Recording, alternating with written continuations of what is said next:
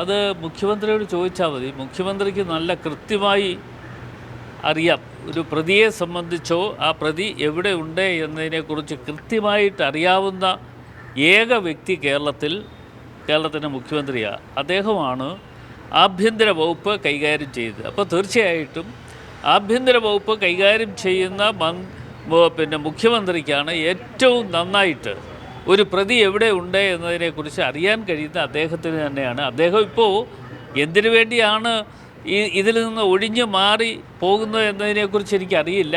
ഇന്നിപ്പോൾ തൃശ്ശൂരിലെ അദ്ദേഹത്തിൻ്റെ പ്രതികരണം ഉണ്ടായിരുന്നു എന്ന് എനിക്ക് മനസ്സിലാക്കാൻ കഴിഞ്ഞു.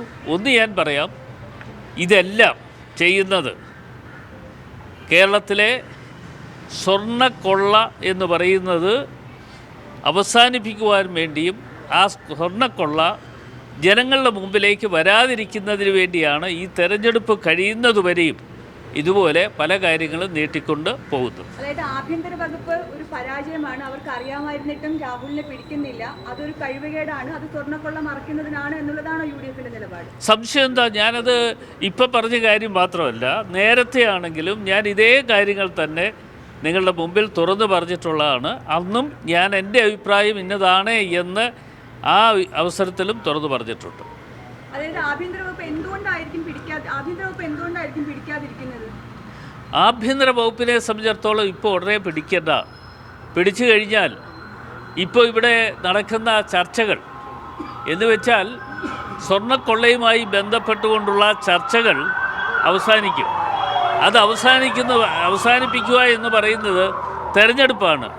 9-ാം തീയതി ആദ്യഘട്ടത്തിലെ തെരഞ്ഞെടുപ്പ് നടക്കുന്നു, 11-ാം തീയതി 2-ാം ഘട്ടത്തിലെ തെരഞ്ഞെടുപ്പ് നടക്കുന്നു. ഇത് രണ്ടും കഴിയുന്നത് വരെ ഇവിടെ ഒരു കാര്യവും ഉണ്ടാകത്തില്ല എന്നുള്ളതാണ്. പക്ഷേ ഞങ്ങൾ പറയുന്നു, ഞങ്ങളിതിൻ്റെ അവസാന നിമിഷം വരെയും ഞങ്ങൾ ഉയർത്തിയ സ്വർണ്ണക്കൊള്ളയെക്കുറിച്ച് ഞങ്ങൾ നിരന്തരമായി ജനങ്ങളുടെ മുമ്പിലേക്ക് അറിയിക്കും, പറയും.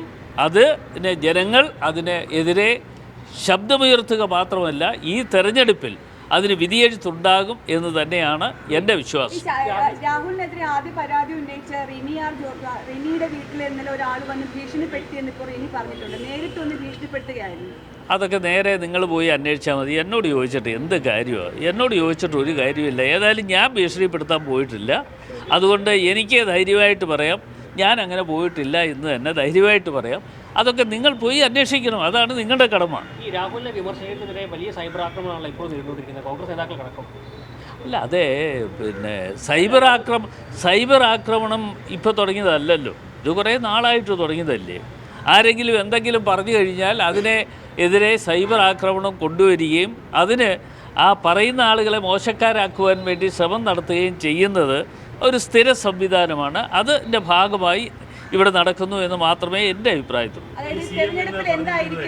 ജമാഅത്തെ ഇസ്ലാമി കൂട്ടുകെട്ട് ശക്തമാണ്. മലബാർ മേഖലകളിലേക്ക് പോയി അങ്ങനെ ഒരു പ്രസ്താവന കോൺഗ്രസിനെതിരെ കുറച്ചുകൂടി കടുപ്പിച്ച് ഉന്നയിച്ചിരിക്കുകയാണ്. ആരാ? മുഖ്യമന്ത്രിയാണോ? മുഖ്യമന്ത്രി മാത്രമല്ലല്ലോ, വേറൊരാളൂടെ കടുപ്പിച്ചു. അത് നിങ്ങൾ കേട്ടായിരുന്നു. ആരാ? നമ്മുടെ ഗോവിന്ദൻ, മറ്റേ CPMൻ്റെ സംസ്ഥാന സെക്രട്ടറി. അദ്ദേഹം ഇതേ അഭിപ്രായം തന്നെ പറഞ്ഞു.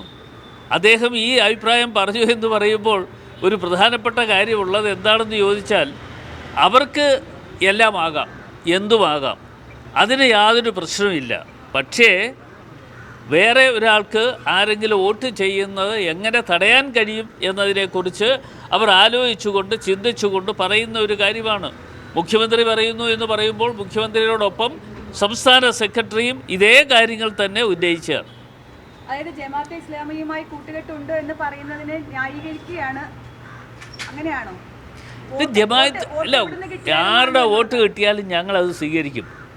ഇപ്പോൾ ഇന്ന ആൾ വോട്ട് ചെയ്യുന്നത് ജമാഅത്തെ ഇസ്ലാമിയാണോ, അത് പരിശോധിക്കാറില്ല. അങ്ങനെ പരിശോധിക്കാറില്ല ഞങ്ങൾ. അത് ഈ തെരഞ്ഞെടുപ്പെന്ന് പറയുന്നത് ഞങ്ങളുടെ ജീവൻ മരണ പോരാട്ടമാണ്.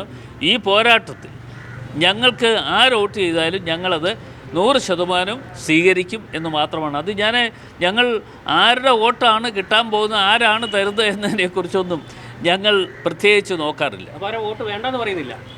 അത് ഞാൻ പറഞ്ഞല്ലോ. ഇനി അതിൽ കൂടുതൽ ഇനി എന്താ പറയേണ്ടത്? രാഹുലിന് കേരളം കോൺഗ്രസ് നേതൃത്വം കൈവിട്ടെന്ന് പറയുമ്പോഴും കോൺഗ്രസ് ഭരിക്കുന്ന കർണാടകയിലെ ആ ഒരു നേതൃത്വം അറിയാതെ അത്ര ദിവസം അവിടെ ഒളിവിൽ കഴിയാൻ സാധിക്കുമെന്ന് ഒരു ഉണ്ടോ? അല്ല, അങ്ങനെ കർണാടകയിലാണ് എന്ന് ഞങ്ങൾക്കാർക്കും അറിയില്ല.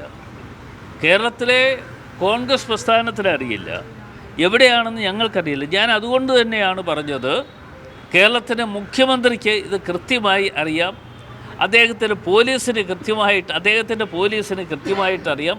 അവർ കണ്ടുപിടിക്കേണ്ട കാര്യങ്ങൾ അവർ കണ്ടുപിടിക്കട്ടെ. അതിനകത്ത് ഞങ്ങൾക്ക് യാതൊരു സംശയവും, ഞങ്ങൾക്ക് യാതൊരു മടിയും ഇല്ല. അപ്പോൾ ഈ അതിജീവിതയ്ക്ക് വേണ്ടി നിൽക്കാതെ രാഷ്ട്രീയം കളിക്കുകയാണ് സർക്കാർ.